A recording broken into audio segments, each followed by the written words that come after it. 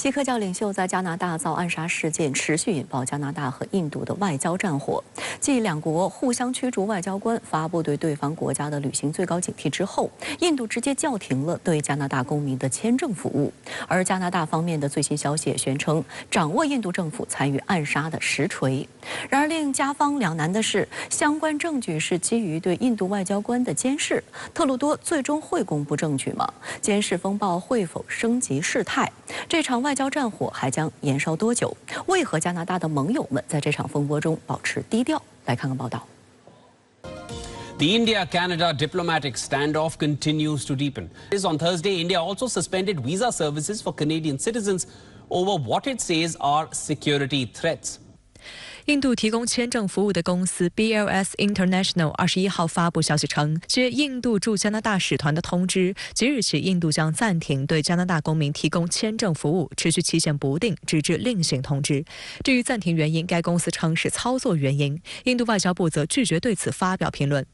消息公布不久后，加拿大立即祭出反击措施。加拿大驻印度高级专员公署表示，鉴于加方外交官员在社交媒体上被威胁，加方决定暂时调整在印度的工作人员。 So reducing the number of staff who are heading into the High Commission in New Delhi, as well as consulates, the several consulates across India. The High Commission feels this is necessary. They say out of an abundance of caution. 此前一天，印度在全国境内发出对加拿大的旅行警告，敦促所有在加拿大和考虑前往的印度公民保持最高警惕。印度外交部发言人还警告，加拿大正成为恐怖主义和有组织犯罪的避风港。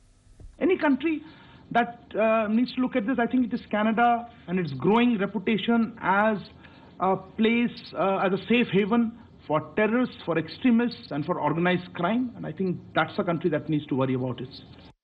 引爆加拿大和印度外交战火的起因是一起有关锡克教徒的枪杀案。今年6月18号，加拿大公民、当地知名锡克教领袖尼贾尔在温哥华附近的一座寺庙外被枪杀。加拿大调查人员将这起命案归为有针对性的事件，并将作案矛头直指印度。印度方面予以否认。据一媒报道，出生于印度旁遮普邦的尼贾尔是锡克教独立组织的重要成员，主张锡克教徒建立哈利斯坦国，因涉嫌恐怖主义和共谋谋杀被印度当局通缉。2020年7月，印方将尼贾尔列为恐怖分子。就在枪杀事件发生3个月后，加拿大总理特鲁多于9月18号在下议院发表讲话时称，加方情报部门已经确定尼贾尔被枪杀一事与印度政府特工之间存在可信联系。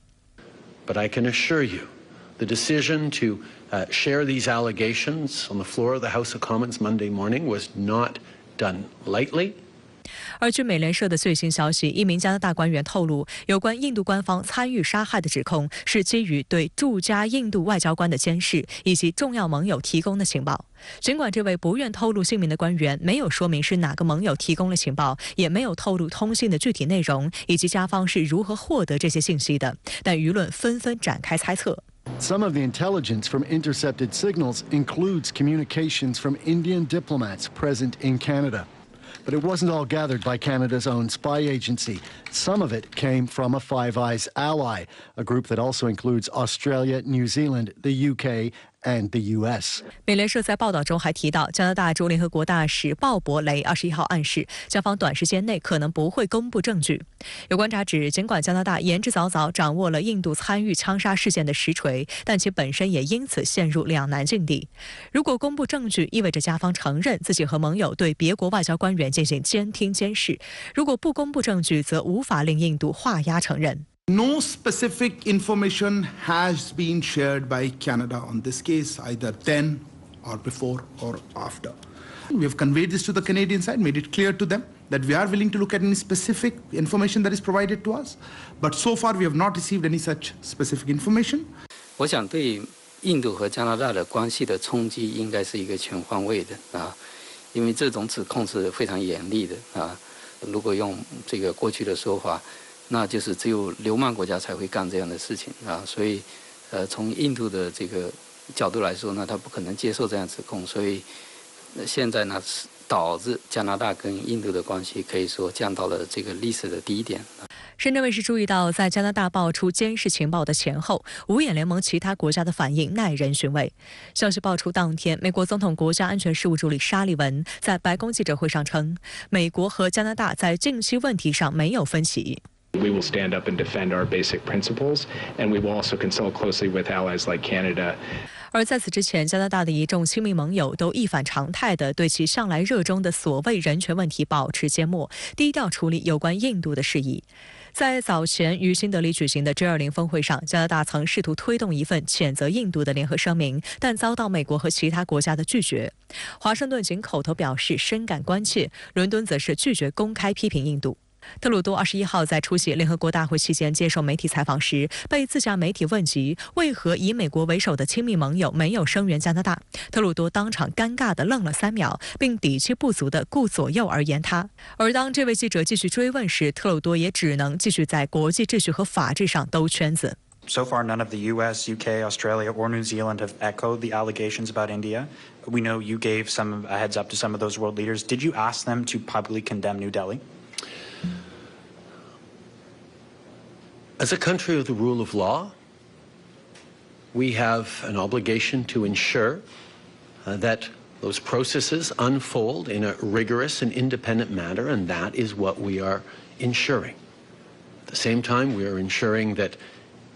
Canadians stay protected and that we stand up for the international rules-based order. That is something that we are doing, and it's something we are doing alongside our allies. But so far at this point in time, you seem to be alone in echoing these allegations. Are you concerned that Canadian allies have not gone nearly as far as you in this situation? We're standing up for the rules-based order. We're standing up for the rule of law. 加拿大安全情报局前局长理查德·法登认为，在缺乏盟国支持的情况下，加拿大无法对印度做出太多动作。在中短期内，加拿大只能指望印度不要再做同样的事情。五眼联盟呢，国家呢没有集体的去声援加拿大啊，共同向印度施压。这我相信呢，这很大程度上是因为这个五眼联盟的老大哥啊，美国呢不希望这样啊，因为呢这个美国非常看重印度在制衡中国的战略作用啊，所以你看这个近些年来，美国呢这个在不断的拉拢印度，而且战略的投入相当的大啊，所以当他的一个盟友啊和他的一个战略伙伴呢之间发生这样冲突的时候，实际上对美国的这个战略利益而言呢，是一个比较尴尬的境地。值得一提的是，尽管当前在官方层面，西方国家的表态有些投鼠忌器，但这场风波无疑给西方拉印制华论浇下了一盆冷水。印度在线媒体《公民报》20号指出，印度与加拿大的裂痕可能演变成印度同整个西方的问题。印度不会遵照西方的利益行事。美国对抗中国的印太联盟前途未卜。还有英国媒体直言，西方应从这场风波中吸取教训。一些人寻求改善与印度的关系，乃至利用其对抗中国，终究只是一厢情愿的想法。但复旦大学南亚研究中心副主任林明旺也指出，莫迪政府大概率会从战略层面全局考虑，将此事的破坏性控制在一定范围。从印度的角度来说呢，这个借美国的力量啊，狐假虎威，来平衡中国啊。来作为一个杠杆呢，跟中国要价呢，我觉得这也是印度的一个大的这个战略啊，所以从这个意义上说，这次呢，这个印度跟加拿大的这个事件啊，这个会对印度跟整个西方的关系会有所冲击啊，但是呢，从大的层面上说，至少从官方的层面上说，我觉得他们会试图把这种冲击和破坏性影响呢控制在一定程度啊。对于印度与加拿大因为锡克教领袖尼贾尔遭枪击事件而导致外交战升级一事，您是如何看？我注意到，虽然加拿大方面言之凿凿地声称有过硬的证据表明印度特工策划并实施了尼贾尔遭枪击案，但是莫迪政府这是拒不承认。而在我看来，假如加拿大方面的指控属实，那就很容易让人联想到几年前发生的沙特记者卡舒吉在土耳其遇害案，以及俄罗斯籍双面特工斯克里伯利在英国遇害案。我认为从本质上面来说，这些案件背后反映出的实际上是沙特、俄罗斯以及印度跟西方国家之间的文明冲突。也就是说，虽然印度跟西方国家有着共同的意识形态与政治制度，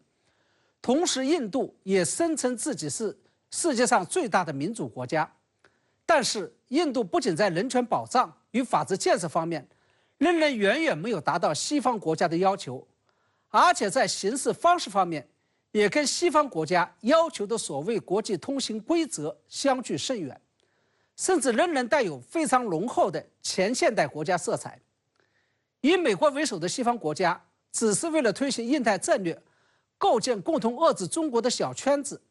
才选择了对印度存在着这些根深蒂固的问题睁一只眼闭一只眼，甚至是选择了包庇与视而不见。而这样一种现象，也就对拜登政府所声称的要团结全世界所有拥有共同意识形态与价值观的国家，来跟中国打一场所谓的新冷战，带来了一丝尴尬和嘲讽。那在您看来，印度与加拿大的外交战升级，以美国为首的西方世界又会采取什么样的态度呢？我认为在回答这个问题之前，我们首先必须要弄清楚这么几个基本的事实。第一个是，虽然从骨子里和灵魂深处来说，美国仍然是一个意识形态色彩根深蒂固的国家。从长远来说，美国在处理对外关系时，绝对不会放弃自己的意识形态外交牌、价值观念外交牌和人权外交牌。但是在某些特殊情况下，为了某些特殊的国家利益与国家战略，美国又是可以将因人与实人、理想与现实分开来处理的。也就是在必要的时候，美国是可以选择向现实低头的。比如在卡什吉遇害案上，为了团结以沙特为首的逊尼派国家对抗伊朗，就可以对沙特网开一面；同时为了让瑞典尽快加入北约，也可以在人权问题上对土耳其退让。第二，对于拜登政府来说，当前千事万事，唯有拉拢印度推进印太战略，共同对抗中国是头等大事。在这个大战略与大局面前，其他的事情都可以让路。第三，美加之间不仅有着共同的意识形态与价值观念，是骨灰级的盟友，而且双方有着共同的信仰与共同的血缘，都是昂格鲁萨克逊人的后裔，同时也都是五眼联盟成员。也就是说，美加关系是经得起折腾的，是无论如何都打不散的。相反，美印之间不仅只是因为共同的利益而走到了一起，而且由于印度国内弥漫着一股强烈的民族主义情绪，这些都注定了美印关系是经不起考验和冲击的。在这种情况下，假如在尼加尔遭枪击案上，拜登政府公然站在了加拿大一边，谴责并且制裁了印度，那也就意味着美印关系将立马一拍两散，印太战略将立马解体。我想啊，这就是美加两国虽然共享了尼加尔遭枪击案的真实情报，但拜登政府却没有对莫迪说半个不字的原因。那么基于以上理由，我认为拜登政府将会采取和稀泥的态度，并且极有可能以证据不足来为这件事情解套。而美方呼吁印度与加拿大对此展开联合调查，实际上就是在为此做准备。因为让印度参与调查，那最终结论一定是证据不足，查无此事。那这次事件又最终会如何影响印度与加拿大的关系呢？其实我认为，加拿大总理特鲁多在尼加尔遭枪击案上对印度采取的强硬态度，也有其不得已的苦衷。因为作为一个移民国家，加拿大国内的印度锡克教社群人数异常庞大，高达140万人，尤其是在多伦多地区，锡克教社群占比高达27%。这也就意味着特鲁多及其所在的执政党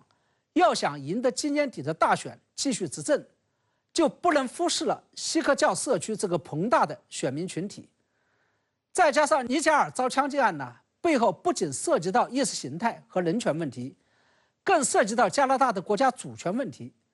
假如特鲁多在这个问题上不拿出明确的态度，那他一定会遭到国内反对党的猛烈攻击。然而让特鲁多没有想到的是，印度政府尤其是莫迪总理压根就不理解他的苦衷，不仅针锋相对地驱逐了加拿大的外交官，甚至莫迪总理还在 G20 峰会期间把特鲁多好好的教训了一顿，指责加拿大公开包庇与纵容锡克教社群的分离主义运动。很显然，印度政府和莫迪的底气来自于美国的包庇与纵容。莫迪吃定了拜登政府在印太战略上有求于他，所以才敢公开教训和叫板美国的小老弟加拿大。那么这也就意味着，虽然在未来相当长的一段时间内，印加关系会继续恶化，但是美印关系，尤其是印太战略，应该不会受到影响和冲击。